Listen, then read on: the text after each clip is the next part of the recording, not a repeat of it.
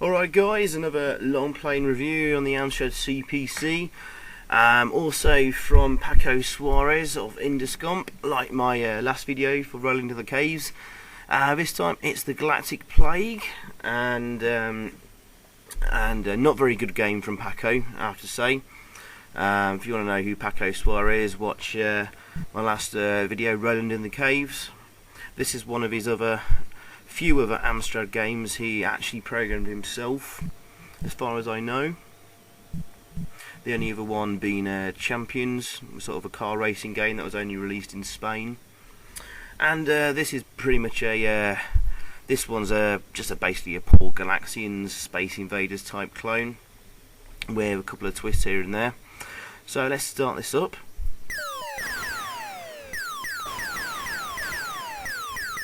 Yep, that's me in the middle, and you've got a constantly attacking wave in a sort of in a set pattern, and they can warp off the side of the screen, left and right, which makes things a lot trickier. And the different type of enemies vary their attack patterns. There's only a few enemies per level, and there's only 10 levels in the game anyway, so it's a pretty short game. It's actually pretty damn difficult.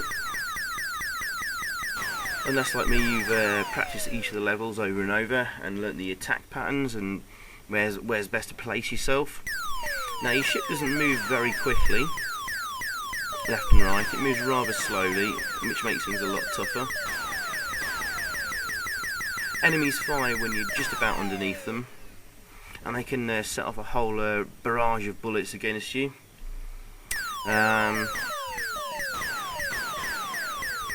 But I guess the graphics and sprites are nice enough for a Galaxians type clone. It is 1984, early days of Amstrad programming. And you most likely might have had this game when you bought your Amstrad CPC back then. It probably came in the big Amsoft pack, and it probably was alright for a very, very quick blast. But overall, it's a pretty shitty game, really. Sound effects are alright, no music though.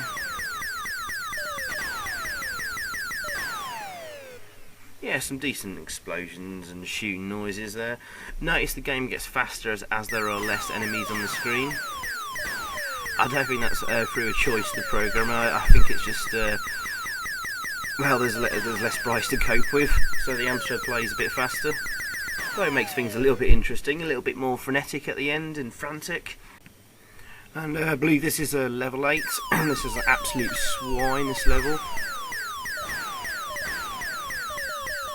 I guess I'm making it look a little bit easier than it is, but there you go. But I've run out of good things to say about this game anyway. Ooh, apart from a rather tough duel here, one-on-one. Who will win out? Close one. Right, last 2 levels, and then the game loops around. So, well, you know, if you had this game free with the machine when you bought the CPC, I suppose, you know, you can't complain too much. But overall, pretty terrible stuff. Gets 4 out of 10 from me. And this is the final level. Not as hard as the previous 2, surprisingly. And from now on, the game loops back to level 1. So we'll just kill ourselves a few times and show you what happens when it's game over.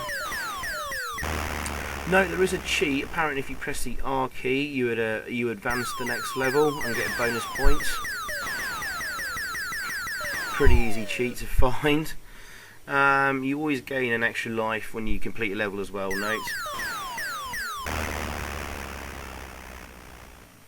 And that's about it, all to say really, about, what was that, 2 minutes 30 roughly of gameplay? Yeah, pretty pathetic stuff, 3 minutes tops, and you complete the game. So yeah, 4 out of 10, maybe as low as a 3.5.